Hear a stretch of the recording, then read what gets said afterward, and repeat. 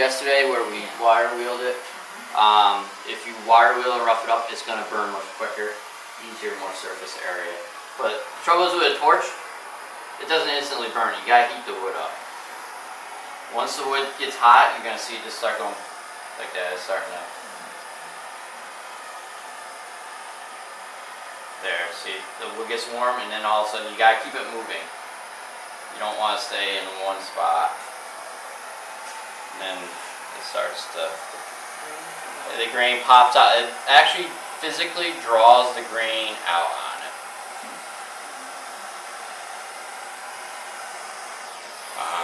How's it look over the knot? The knot will actually stay.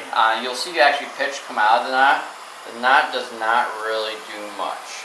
It'll burn around, and you see some of the pitch draw out of it, and stuff in the pitch will burn. But yeah, so you can sit there and burn on this knot all day long. That's all it's going to do. Yep, that's it. I would recommend not probably doing this inside, you know, maybe on your porch or outside, probably just to be on the safe side. But lightly burning it gets us just like that first one we looked at. Just like we did there, you just lightly get it burned. And you gotta heat it up a little bit, and then once it gets warm, then it really starts to finish off. And if you you get a spot like that where it just got dark, then you can just transition both sides of it to try to blend it out. Now the true Shoji Bond method is this. Whoops, got lighter there again.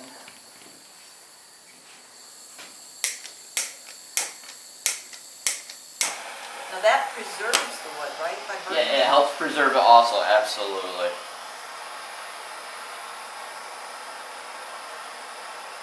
And we're gonna really char this right up.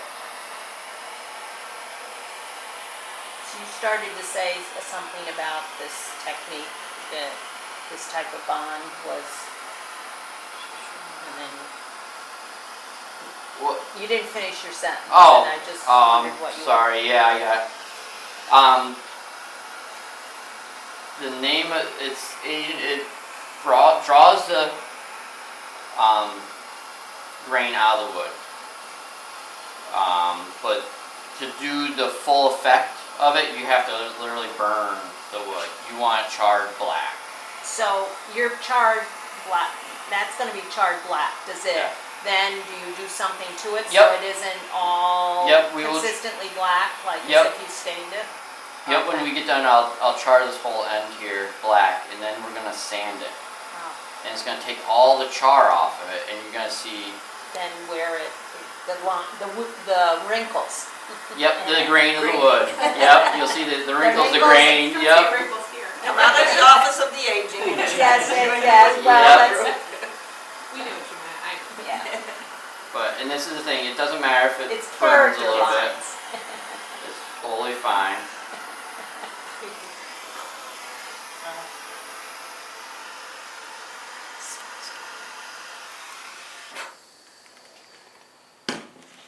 And then we'll get top sponge there. Yeah.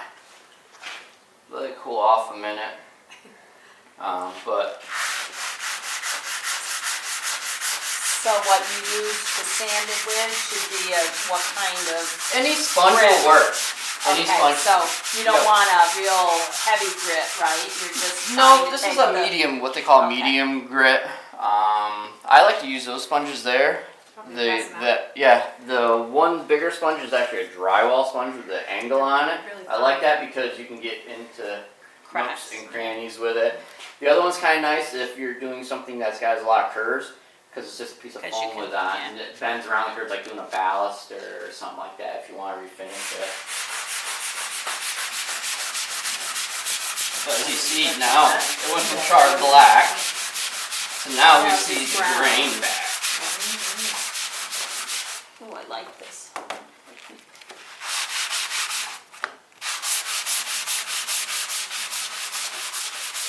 The more you sand it, the more lighter spots you'll get with it. Always sand with the grain. If you go across the grain, you'll see the grit marks, and you will not. It won't look as attractive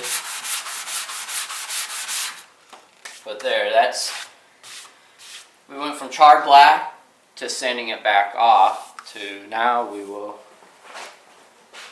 box with some steam here. We'll go back with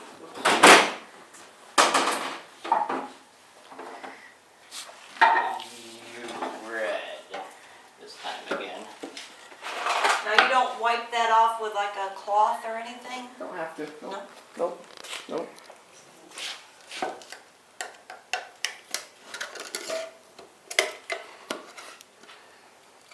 And again, right there, bright red, right? You're probably thinking like, oh man, that's gonna look, right? And stuff, it's like, oh man, I mean, I like red, but. we're gonna totally destroy that piece of wood with this, right?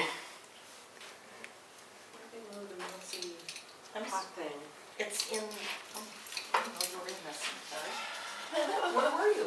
We all I were was looking around. Oh, okay. I thought we Just had keep, anybody. and using a rag Right around the corner? is a preference if you want to use a rag or a brush. Using a rag, you kind of rub it into the grain of the wood, so it gets a little bit deeper into it. And then you can wipe off the excess. And it gives it that reddish hue. You'll see it a little bit more sandy. You can see where I burnt a little bit too much. Got a little too heavy. If I sanded that a little bit more, those marks would go away. The more I sand with it, like even like right here, you wipe it off, that will leave that reddish in there. Doesn't even show up red. No, yeah, if we let it set and soak, if we really just lather it on, just let it soak in, you'll end up with, eventually, and in part picking out your wood, if you're going to do something like that, is finding something with a really nice grain. The only real heavy grain we had was right next to that knot up here. It's not going to show up. So if you really want that look, looking at the wood, looking for the grain, the knots, is everything. In most places, lumber yards, they sell by the foot. A lot of your box stores don't necessarily sell by the foot. You buy an 8-foot piece. But you go to any like lumber yard, you can buy a 2-foot piece if you want it for your project, a 3-foot piece. You don't have to buy a whole 8